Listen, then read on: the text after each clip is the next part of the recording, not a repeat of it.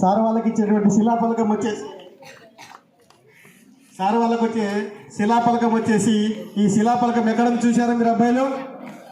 మన గేట్ ఎంట్రన్స్లో ఉంది, గుర్తుందా? మన గేట్ ఎంట్రన్స్లో మన పాఠశాల పేరు అప్పట్లో మల్లికార్జున విద్యాశ్రమము. వెనుకబడిన తరగతుల వారి ప్రగతికి ప్రభుత్వం నిర్దేశించిన అభ్యుదయ వ్యవస్థీకరణము 31 అక్టోబర్ 1986 సంవత్సరంన ఆంధ్రప్రదేశ్ ముఖ్యమంత్రి గౌరవ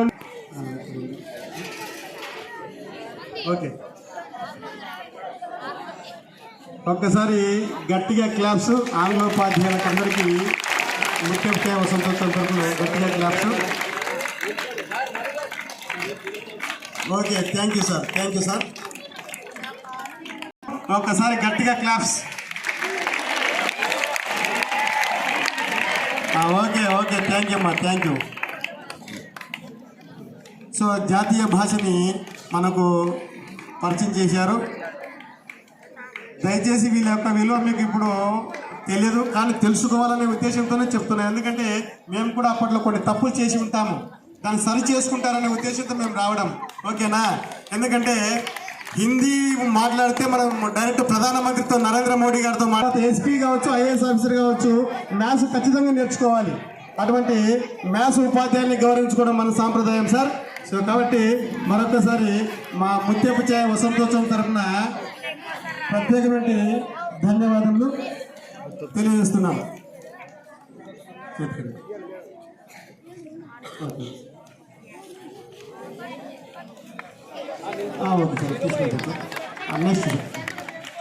okay thank you. Class 1 2 3 1 2 3 1 2. Thank you sir. Thank you madam. ఒక్కసారి గట్టిగా claps. 1 2 3 1 2 3 1 2 3 1 2 3 1 2 3 1 2 3 1 2 3 1 2 3 1 2 3. Stop. Very nice. Thank you. Okay sir.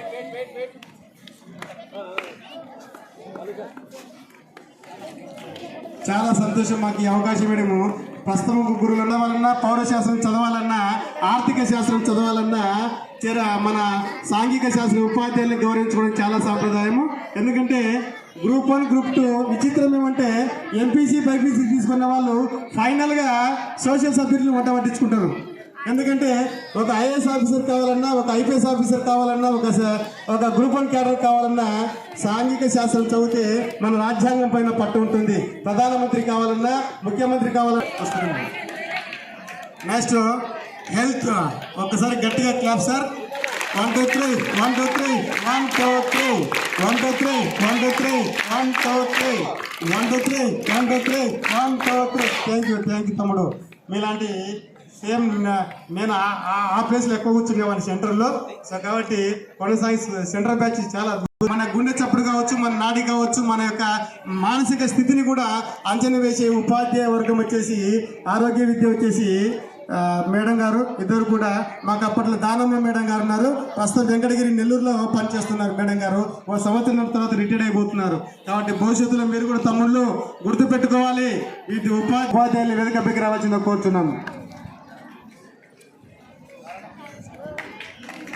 ఒకసారి గట్టిగా క్లాప్స్.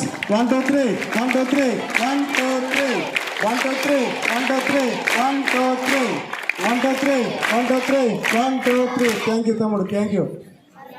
మీరందరూ తమ్ముళ్ళే, భవిష్యత్ తరాలంతా తమ్ముళ్ళే.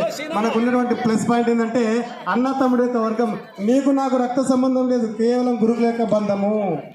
కాబట్టి రక్త సంబంధం 1 2 3 1 2 3 1 2 3 1 2 3 1 2 3 1 2 3 1 2 3 1 2 3. Thank you sir. Thank you madam.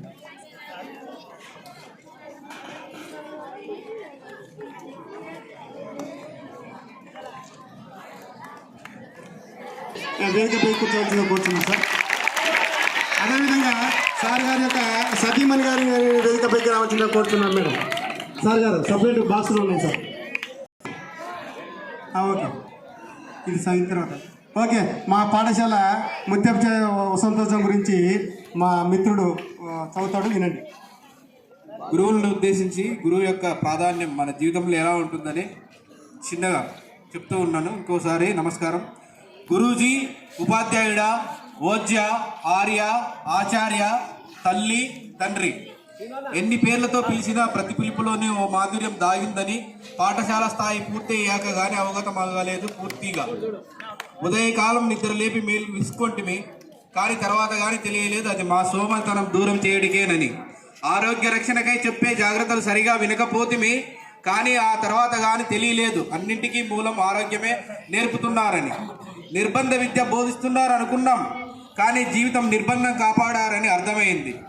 తర్వాత క్రమశిక్షణతో ఆటపాటలు సైతం నేర్పిన తీరు తర్వాత కానీ తెలియరాలేదు. క్రమశిక్షణ లేని స్వేచ్ఛ ఎక్కువ కాలం నిలవదని. అన్నం పరబ్రహ్మ స్వరూపం అని పలికించిన పలుకులు జీవిత వేటలో తిండి లేని సమయాలు గడిపే వరకు తెలియరాలేదు. ఆ మాటల యొక్క విలువ కొన్ని సమయాల్లో శిక్ష విధిస్తున్నారు అనుకున్నాం, కానీ జీవితం తిరగబడకుండా చేశారని అర్థమైంది తదుపరి కాలంలో. ఇలా చెప్పుకుంటూ పోతే అంతమే కనబడదు. వ్యక్తిగత, ఉద్యోగ, వ్యవసాయ, వ్యాపార ఇత్యాది రంగములందు నేడు మేము అనిపించిన ఈ సంతృప్త జీవనమునకు ఆనాటి మీ శిక్షణయే కారణమూలం అని చెప్పుడుకు గర్వపడుతున్నాం. ఇంత మంచి పౌరుల శిక్షణానికి కారణమైన ఓ గురువర్య, మీకు పాదాభివందనములతో కృతజ్ఞత తెలుపుకుంటున్నాం. ధన్యవాదములు సార్, ధన్యవాదములు మేడం, ధన్యవాదములు మా తమ్ముళ్ళకి. Thank you.